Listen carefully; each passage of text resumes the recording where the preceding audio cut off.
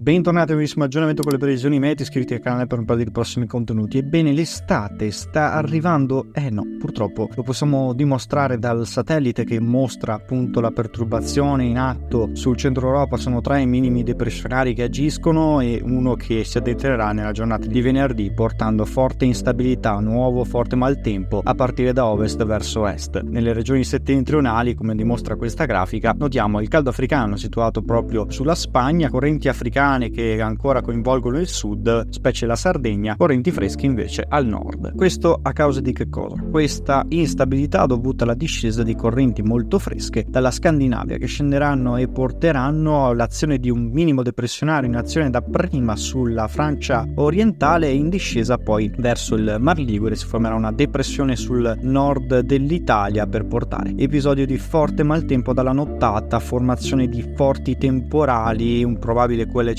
sulla Lombardia, il Veneto e l'Emilia Romagna in parte. Avremo questo sviluppo di forti temporali, un fronte temporalesco che agirà principalmente nella notte mattinata e che poi si allontanerà verso nord-est, concentrandosi sul Friuli Venezia Giulia nel primo pomeriggio, allontanandosi poi verso i Balcani. Come vedete, la struttura depressionaria si azionerà sì sull'Alto Adriatico nelle prime ore pomeridiane, ma andrà ad agire poi verso l'Europa centro-orientale. Questo nucleo depressionario sarà favorito appunto dalla discesa di aria molto più fresca, con temperature leggermente sotto la media sul nord Italia, tanto da favorire il ritorno di qualche nevicata sotto i 2000 metri sulle Alpi, pensate. Poi la giornata di sabato, come vedete, mostra questa depressione in formazione sull'Europa centrale e verrà interessata spesso maggiormente da questa fase di instabilità temporalesca, spesso accompagnata da nubifragi e da violente grandinate. La giornata di sabato sarà contraddistinta comunque da variabilità sul nord Italia. Assisteremo ad una situazione di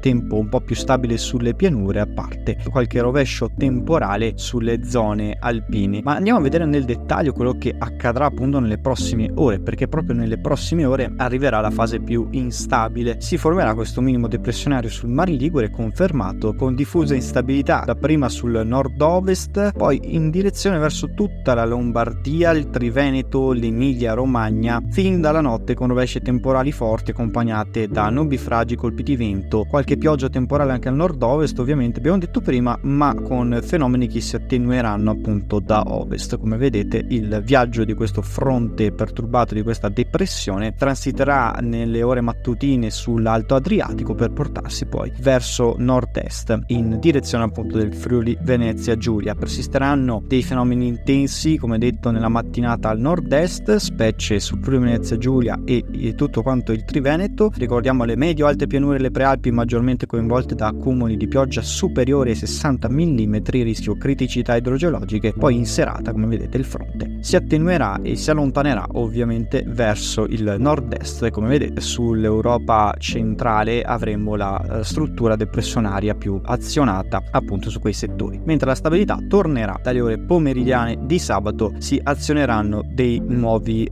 locali rovesci, ma saranno solamente sulle zone prealpine e dolomitiche. Questa volta nemmeno l'Appennino vedrà delle piogge, il centro-sud rimarrà invariato, non avremo nessuna nota instabile e ritornerà invece della instabilità proprio dalla giornata di domenica 2 giugno. Insomma, la festa della Repubblica vivrà un clima ancora instabile per nuovi rovesci temporali sulle regioni del nord nelle ore pomeridiane, e poi la giornata di lunedì potrebbe transitare un fronte temporalesco dai Balcani da nord-est in direzione verso l'Appennino centrale, verso l'Appennino tosco-emiliano, verso tutto quanto il nord-est, e verrebbe coinvolto da nuove forti precipitazioni associate a grandinate temporali. Di conseguenza fino al 3 di giugno non si intravedono sostanziali variazioni, ma una svolta è prevista appunto dal 4 di giugno. Infatti, come vediamo dalla grafica, dal 4 giugno è prevista una rimonta dell'anticiclone a partire dai quadranti sud-occidentali. Infatti la depressione che continuerà a azionarsi sui Balcani e porterà